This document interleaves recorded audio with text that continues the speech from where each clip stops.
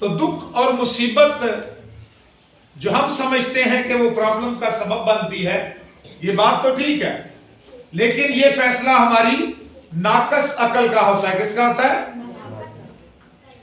हम उसके पीछे खुदा की बरकत और उसके हाथ को नहीं देखते। तो बाइबल फरमाती है सब चीजें मिलकर खुदा से मोहब्बत रखने वालों के लिए क्या पैदा करती है? भलाई पैदा करती है। वो दुख हो, वो मुसीबत हो, वो खुशी हो, वो गम हो, वो तमाम चीजें आपको टीच करने के लिए आती है, आपका इल्म और आपकी समझ को बढ़ाने के लिए आती है कि आप ये बात जान जाएं कि हर एक हालात में खुदा आपके साथ है। आप खुदा का एक्सपीरियंस करें, आप खुदा का तजुर्बा करें। कुछ लोग मुसीबत के वक्त खुदा का तजुर्बा नहीं करते, वो खुदा को नहीं पुकारते, वो इंसानों को पुकारते हैं। फिर जब उनको इंसानों से भी मदद नहीं मिलती, फिर वो रोते हैं, फिर वो गिले करते हैं, फिर वो शिकवे करते हैं। लेकिन दानिश्वर लोग खुदा की तरफ मुड़ते हैं। जैसे बुजुर्ग दाऊद कहता है, अच्छा हुआ मैंने क्या उठाई, ताकि तेरे आइन तेरे कवानीन को मानना सीख जाऊं। बहुत सारे लोग कलीसिया में होते हैं पर वो आइन कवानीन नहीं मानते, और बहुत सारे लोग मुसीबत के बाद भी कुछ सीखते नहीं। वो खुदा की तरफ नहीं मुड़ते, बल्कि मार खाते जाते हैं, मार खाते जाते हैं, जख्म पर जख्म होते हैं, मार खाते जाते हैं, लेकिन मुड़ते बैक नहीं होते खुदा की तरफ। मेरी गवाही है, मैं खुदा की तरफ बैक हुआ। जानते हो क्या हुआ? शुगर और ब्लड प्रेशर गायब हो गया। एनी लोग गोलियां खान रहे हैं। और मजे की बात है, मैं 12-13 साल से इस मर्ज में मुब्तला था, तो गैटल 2mg खा रहा था। जानते हो, मैं खुदा को कहता था कि मैं तेरी इलाही शिफा पर ईमान रखता हूं, मैं तेरी इलाही ईमान रखता हूं। फिर मेरे साथ कुछ ऐसा वाकया हुआ कि मुझे 1 महीना इस चर्च में दुआ करने का फजल हासिल हुआ। अब मैं ये समझता हूं कि वो मेरे ऊपर फजल था, वो एक राह था जो मुझे खुदा की कुदरत दिखाना चाहता था, और खुदा ने ये होने दिया ताकि मैं उससे जान जाऊं जो तमाम कुदरत का क्या है, मालिक है। खुदा ने होने दिया। आमीन। मैं समझा, मैंने कहा अच्छा ये खुदा ने होने दिया ताकि मैं उससे क्या करूं, समझूं, और मेरे अंदर पुख्तगी आना शुरू हो। रोमियो 8वें बाब की 27वीं आयत को पढ़े। देखें, खुदा आपको मुसीबत में फेंकता है ताकि आप समझ सकें।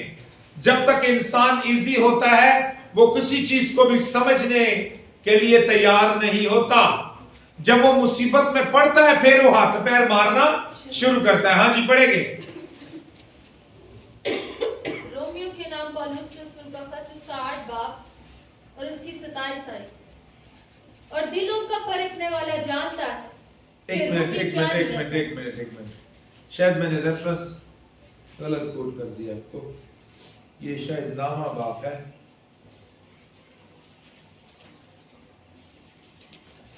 चैप्टर 9 होगा जी, मैं माफी चाहता हूं।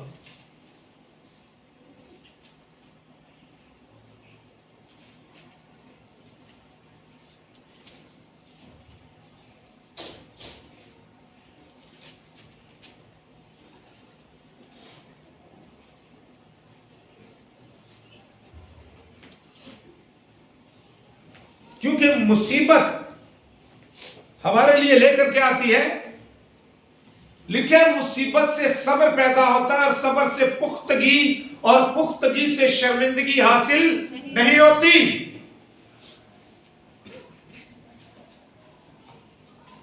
अगर आप मुसीबत नहीं उठाना चाहते तो ये याद रखिएगा, आप कभी काबिल नहीं होंगे और आप खुदा को कभी समझ नहीं सकेंगे। आप बाइबल मुकद्दस के मुकद्दस लोगों को पढ़ लें, आप उनको देख लें, वो मुसीबत में रहे और खुदा के साथ जा मिले, और उनका मुसीबत में रहना पुख्तगी पैदा करता था इस बात में कि वो खुदा से मिले रहते थे, उससे जुड़े रहते थे। और जब हम मुसीबत को तर्क करते और रास्तों को हमवार चाहते हैं तो फिर हम तंग रास्ता पर नहीं चलते और हमें हमेशा की जिंदगी नसीब भी नहीं होगी। मुसीबत हमारे लिए अच्छा ही लेकर आती है। क्यों? बुक ऑफ रेवलेशन में लिखा है, जो दुख तुझे सहने होंगे उनसे खौफ ना कर। क्यों कहता है वो? जो दुख तुझे सहने होंगे उनसे खौफ।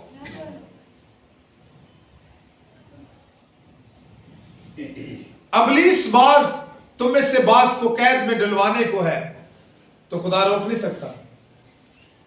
तो फिर क्यों नहीं रोकता? खुदा इसलिए नहीं रोकता कि आप उसके नाम पर मरे और आपको शहादत नसीब हो और आपकी रूहें उस कुर्बान गाह के नीचे हो। हालेलुया। यदि खुदा आपके लिए बेहतर से बेहतर सोचता है और हम सोचते हैं ओ मुसीबत आ गई है, शैतान जान नहीं छड़दा, कई दफा सी अपना ईमान छड़ देने, असी कहने किसी बाबे को तोड़ चालने पादरियां को गल नहीं बनती, पर असल में बात ऐसे हो नहीं रही। खुदा ऐसा करने देता है, खुदा ऐसा। और जब तक मुसीबत नहीं आती आप खुदा के भेद और उसके मुकाशफा का इरफान हासिल नहीं कर सकते। यूहन्ना आरिफ जब टापुए पतमस में कैद था तो 60 साल के बाद उसे मसीह खुदावंद का दीदार हासिल हुआ। उसको ये शर्फ हासिल हुआ कि उसकी रूह आसमान पर जाती थी। उसने कहा ऊपर आ, मैं तुझे वो बातें दिखाऊं जिनका जल्द होना जरूरी। जिस्म टापुए पतमस में है और रूह खुदा के तख्त के सामने है। ये मुसीबत के बाद है। जब तक आप मुसीबत खुदावंद मसीह के लिए नहीं उठाते आप कामयाब नहीं हो सकते, आप मसीह में कामयाब नहीं हो सकते। आपको पता है कितनी कलीसियाएं थी बुक ऑफ रेवलेशन में? पासा 7 और 6 का नामो निशान मिट गया और सिर्फ एक कलीसिया चली आ रही है और वो है स्मुरना की कलीसिया। जानते हो क्यों? क्योंकि वो दुख उठाने में और खुदा के साथ वफादार रहने में कामयाब रही। उन्होंने मसीह की खातर लान तान उठाई, तकलीफें उठाई, लेकिन पीछे नहीं हटे।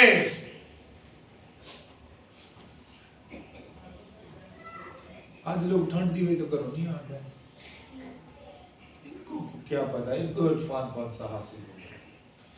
इरफान हासिल होता है कुर्बानी देने के बाद, तकलीफ और मुसीबत और दुख उठाने के बाद चीजें समझ आना शुरू होती हैं।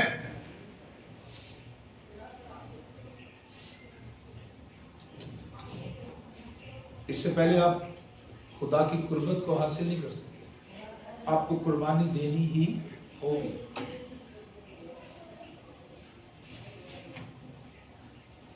60 साल के बाद उसे बुक ऑफ रेवलेशन लिखने का मुकाशफा हासिल हुआ, से वो भेद मिला और उसने रिटर्न किया। फिर उसने उससे हुक्म दिया लिख, मुबारक है वो मुर्दे जो अब से खुदावंद में मरते हैं। जेड़े खुदावंद से मरते हैं, कत्लो गारत जारी थी ना। वो टापुए पतोस में कैद था और पीछे कलीसिया दुख उठा रही थी, और उसने उनकी सलाह के लिए लिखा, लेख मुबारक है वो मुर्दे जो अब से किसमें मरते हैं? खुदावंद में मरते हैं। बता दें उनको, मौत से खौफ न खाएं, वो मुबारक है, और उन पर दूसरी मौत का कुछ इख्तियार है ना होगा। बता उनको, कहीं वो अपना ईमान न छोड़ जाए, कहीं वो बेदिल न हो जाए। मुसीबत के बाद आप कामिल होते हैं और आपके फैसले कामिल होते हैं। अगर आप मुसीबत नहीं उठाते तो ना आप कामिल हैं, ना आपके फैसले कामिल हैं, और ना आपकी तालीम कामिल है, क्योंकि आप वही दूसरों को बताएंगे जिसका आपको एक्सपीरियंस या तजुर्बा है।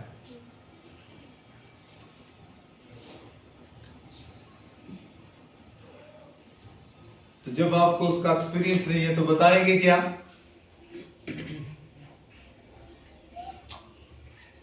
आपको तजुर्बा ही नहीं हुआ खुदावंद का, तो आप बता सकते हैं। मैं आपको एक बात बताता हूं। मैं एक रात बड़ी तकलीफ में था, बड़े अरसे की बात है। तो मेरे पेट में दर्द थी और मुझे यूं लग रहा था जैसे मैंने मर जाना है। तो मैंने कमरे में कहा, खुदावंद मुझे तेरी जरूरत है। आपको पता क्या हुआ? मेरे कमरे में गहरी तारीकी छा गई और किसी ने मेरे मुंह को पकड़ा और दवाई उठे दी और मैं सो गया। जब मैं सुबह उठा तो वो मेरे मुंह पर थी। मैंने कहा ये क्या है? फिर मेरे माइंड की मेमोरी बैक गई और उसने मुझे बताया कि रात तूने खुदावंद को बुलाया था जब तू तकलीफ में था और वो आया था। तो अगर मैं तकलीफ ना उठाता, मैं प्रॉब्लम में ना पड़ता, तो ना मैंने उसको बुलाना था और ना उसने आना था और ना मुझे ये तजुर्बा होना था। अब मैं बता सकता हूं बड़े असर और सुख से, हाँ खुदा अपने बुलाने वालों की मदद करता है।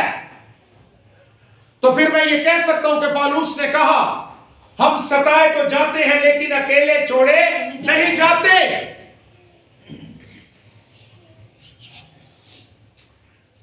अकेले नहीं है। दानियल शेरों की मांग में अकेला नहीं था। फेंक दिया, फेंक कर चले गए, ढक्कन बंद कर दिया।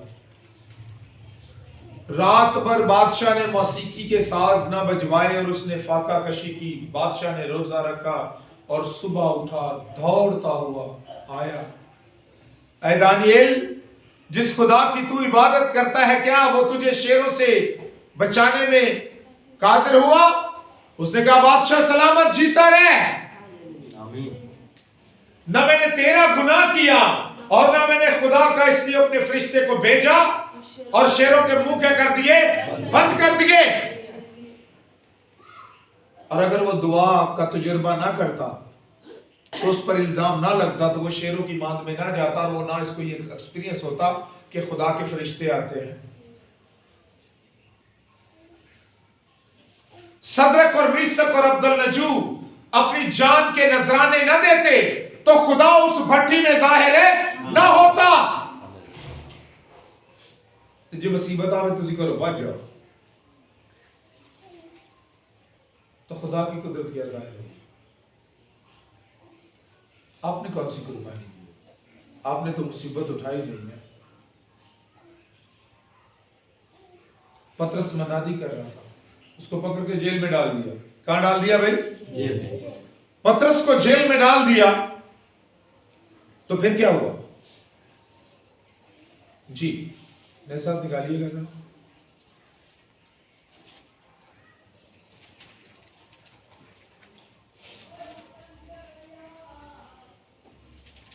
अमाल की किताब उसका 16वां बाब और उसकी 6ठी आयत से शुरू करते हैं पढ़ना जी। और वो फ्रूगिया और गलतिया के इलाका में से गुजरे। अमाल की किताब उसका 12वां बाब है। सॉरी, एनक मेरी असल से गवाच गई है, इसकी प्रॉब्लम बन रही है। 16 बाप और उसकी 6 वर्ष से। और जब हेरोदीस उसे पेश करने को था, तो उसी रात पतरस 2 जंजीरों से बंधा हुआ 2 सिपाहियों के दरमियान सोता था। हाँ। और पहरे वाले दरवाजा पर कैदखाना की निगरानी कर रहे थे कि देखो खुदावंद का एक फरिश्ता आ खड़ा हुआ और उस कोठड़ी में नूर चमक गया, और उसने पतरस की पसली पर हाथ मारकर उसे जगाया और कहा कि जल्द उठ, और जंजीरें उसके हाथों में से खुल पड़ी। वाह वाह। फिर फरिश्ता ने उससे कहा, कमर बांध और अपनी जूती पहन ले। उसने ऐसा ही किया। फिर उसने उससे कहा, अपना चोगा पहनकर मेरे पीछे हो ले। वो निकलकर उसके पीछे हो लिया, और ये ना जाना कि जो कुछ फरिश्ता की तरफ से हो रहा है वो वाकई है। हालेलुया। तो वो मुसीबत में पड़ा, वो कोठरी में कैद हुआ, और छुड़ाने वाला वहां पहुंच गया, और उसने फरिश्ते का दीदार हासिल किया। उससे मालूम हुआ कि खुदा के फरिश्ते अपने लोगों की क्या करते हैं, हिफाजत करते हैं। जैसे लिखा है, खुदा से डरने वालों के चौगिर्द उसके फरिश्ते खैमाजन रहते हैं।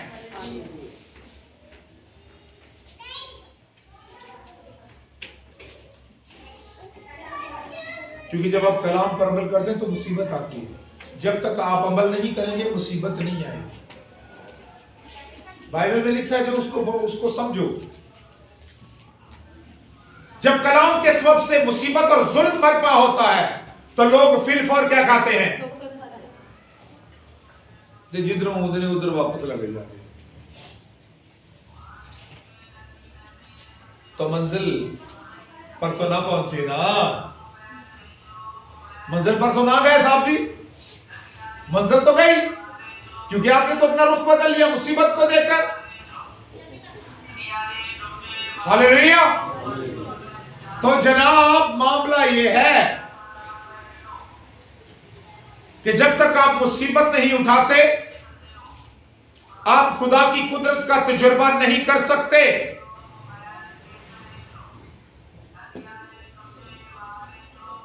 Nothing, never.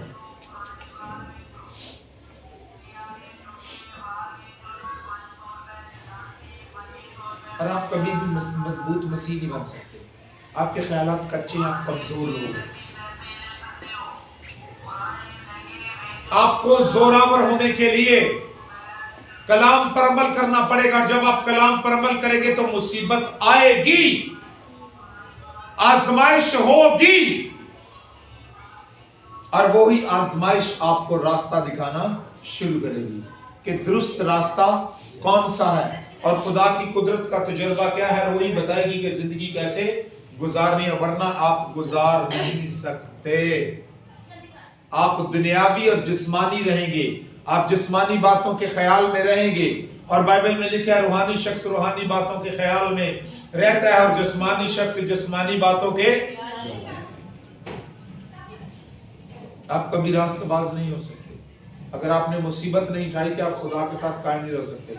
आप होंगे रेलू कटे, जिन्हें जिधर लाया उधर तुर का उधर आ जाए, अच्छा उधर आ जाए, बस यही काम होगा। क्योंकि आपको पता नहीं कि आप कौन है, आप किस बात के लिए बुलाए गए हैं। जब आपको खुदा की पहचान हो जाएगी, जब खुदा का रूह आपसे बात करना शुरू हो जाएगा, फिर मुसीबत भी आएगी। बाइबल में लिखा है, और ज्यों ज्यों तुम मसीह के दुखों में शरीक होते तो खुदा का रूह तुम पर साया डालता है। ते ना लोगों ने दुखों च शरीक होना, ते ना उन्हें साया पाना, ते ना उन्होंने इदा तजर्बा होना कि खुदा दे रूह दा साया की होता। तो अगर आप कभी मुसीबत में हैं ते खुदा नु कहो मैंने मुसीबत च बाहर कर लो। और नहीं भाई, ये नहीं लिखा, लिखा है सब्र को अपना पूरा काम करने दो ताकि तुम पूरे और कामिल हो जाओ। ਅਸੀਂ दुआ शुरू कर खुदावंद सानू मुसीबत कट, पादरी नु बुलाओ, पादरी साहब तुसी भी दुआ करो सानू मुसीबत चो खुदा कट लवे। पर दाऊद, मेरे बुजुर्ग दाऊद का बयान क्या है, ताया जिमें रुपए नू ताया। ते फिर की हो गया? फिर कुंदन बन गया। फिर की बन गया? कुंदन बन गया। फिर लिश्का मारता है, क्योंकि बाकी सारी धात और गंदगी लथ के परा चली गई थी, उनकी असल शक्ल सामने आ गई।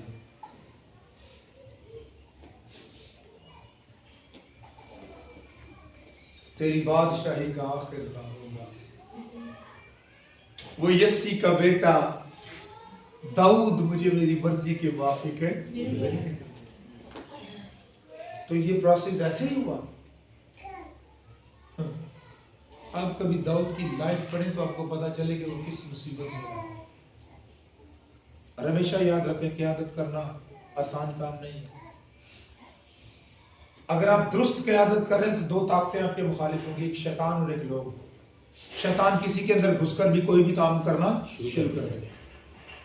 और इन तमाम मामलात को सॉल्व करने के लिए आपको खुदा के सामने घुटने टेकने पड़ेंगे। आपको उसके साथ अपना रिलेशन मजबूत से मजबूत तर बनाना पड़ेगा। ऐसे ही नहीं है, आप इसको ऐसे ही ना समझें। मुसीबत आएगी, जुल्म आएगा, नफरत आएगी, बेइज्जत होगे, बेइज्जत किए जाओगे, बेजा कामों का आप पर इल्जाम लगेगा। और जब मेरे सबब से लोग तुम्हें सताएं और तुम्हारी निस्बत नाहक बातें कहें तो तुम मुबारिक हो, खामोश हो जाओ। और ये भी ताकत आपको खुदावंद से ही मिलेगी अगर आप उसके साथ जुड़े रहेंगे। तो अगर आप खुदा से कहते हैं कि खुदावंद मुझे ताकत दे के मैं यहां खड़ा रहूं, तो फिर मिलेगी। पाक रूह की मदद हमेशा आपको दरकार है, ये याद रखना। और हमेशा पाक रूह से कहो कि मुझसे बात कर, मुझे सिखा मैं जिंदगी को कैसे गुजारूं। क्या मैं जिस्मानी तौर पर गुजार रहा हूं? अगर मैं गुजार रहा हूं तो मुझे रूहानी तौर पर गुजारने की तौफीक दे। मैं तेरी मिन्नत करता हूं, आपको बड़े आंसू बहाने पड़ेंगे, आपको कई रातों तक जाकर दुआ करनी पड़ेगी, तब जाकर आपको रूहानी ताकत छुएगी। इससे पहले वो आपको नहीं छुएगी। जब तक आपका वो पूरा ध्यान खींच ना ले, वो आपसे बात नहीं करेगा। आप रवाजी मसीह बन के रह जाएंगे। आपको खुदा के साथ बात करने का तजुर्बा नहीं होगा। आप सिर्फ बाइबल पकड़ी आए, नमाज की थी, अपने घर चलेगा, बस इतने से रह जाओगे। और आपको ऐसे नहीं रहना, क्योंकि आपका सफर आसमान की बादशाही तक है। कुछ लोगों का सफर करो चर्च तक, चर्च लो घर तक, लेकिन हमारा सफर आसमान की बादशाही तक। और लिखा है जोरावर बादशाहत को क्या करते हैं? छीन लेते हैं। कमजोर बनोगे तो फिर जी नींदर आई, नींदर आई। अच्छा सुते रहोगे, नींदर आई तो फिर उन्हीं देर नो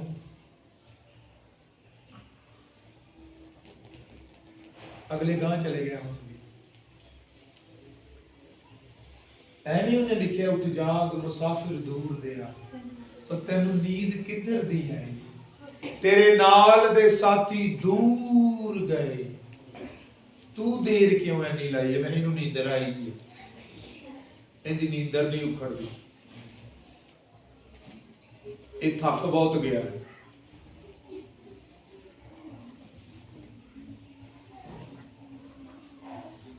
सुस्त हाथों और सुस्त घुटनों से खुदावंद को क्या है? नफरत है। क्योंकि सुस्त शख्स जंग नहीं कर सकता।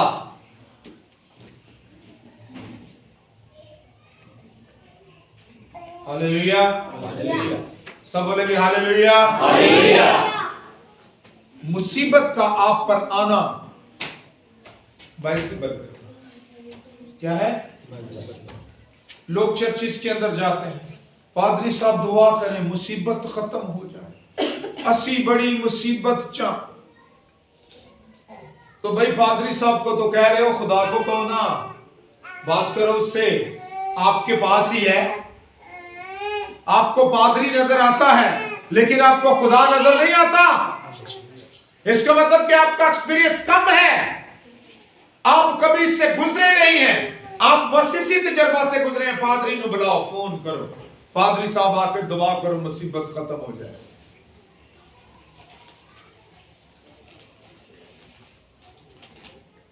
नहीं नहीं, नाकाम हो जाएगा। आप खुदा की बादशाहत में दाखिल नहीं है। जिस मुसीबत में खुदा ने आपको डाला है, प्यार से डाला है कि ये आपसे मोहब्बत करता है, इसलिए मुसीबत में डाला, ताकि आपको जगाए, आपको हिलाए, आपको वार्म अप करे, ताकि आपकी आंखें खुल जाएं कि भाई हम कहां जा रहे हैं। इसलिए उसने मुसीबत में रखा, ताकि आपको कामिल करे। वो आपसे प्यार करता है। बाइबल ये फरमाती है,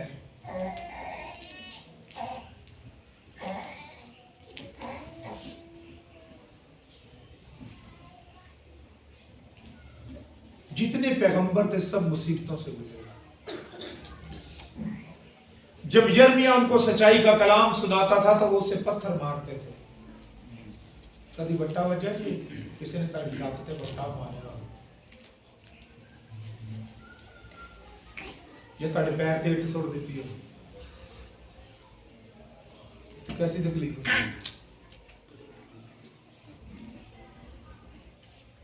वो कहता है लानत उस दिन पर जिस दिन मैं पैदा हुआ और किसी ने आकर मेरी मां से कहा कि मुबारक को बेटा करा। वो रात बांझ हो जाए और उसका साल में शुमार ना हो। ऐ खुदा, तेरा कलाम मेरे अंदर जलती हुई आग की मानी। अगर मैं बयान करता हूं तो लोग मुझे मारते, और अगर नहीं करता तो वो मुझे अंदर से मारता है। ये तजुर्बा था उनका खुदा से। आपका तजुर्बा क्या है?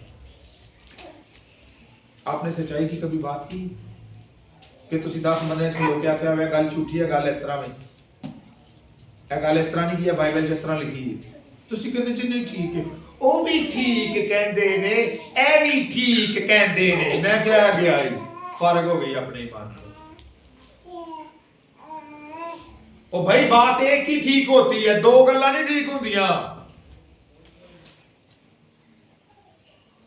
पतरस को पकड़ा, उनको पिटवाया और कहा यीशु का नाम लेकर ये मनादी नहीं करना। उन्होंने कहा ये नहीं हो सकता। क्या ये वाजिब है कि जो हमने देखा और जो सुना है उसे बयान ना करें?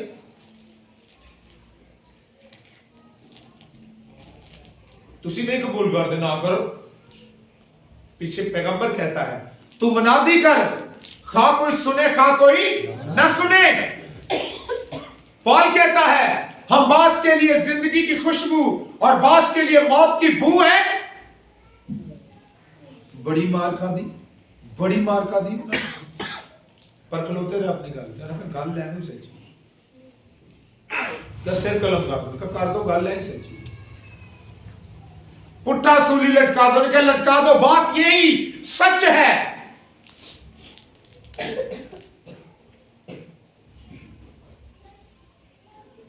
मुसीबत आती है तब जब आप कलाम पर अमल करना शुरू करते हैं, तो फिर वही आपको कामिल कर जाती है। Hallelujah, hallelujah. खुदा बुराई से भलाई पैदा कर लेता है। क्या कर लेता है? यूना अगर नाफरमानी ना करता और वो मछली के पेट में ना जाता और उसको ये तजर्बा ना होता कि मैं जमीन की गहराइयों से खुदा तुझे पुकारता, और जब उसने उससे पुकारा और उसने उसे क्या दिया, तो उसे पता चला कि खुदा मौत के बंधनों में भी बात करने की कुदरत रखता है, तो उससे भी रिहाई दे सकता है। तो सोचो फिर ईमान उसका कितना मजबूत हो गया।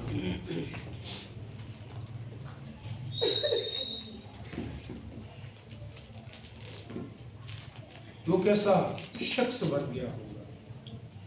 और सदरक और मीसक और अब्दुल्लजू जब आग की भट्टी में फेंके गए तो मसीह अंदर मौजूद था। तो किसी ने ये नजारा देखा?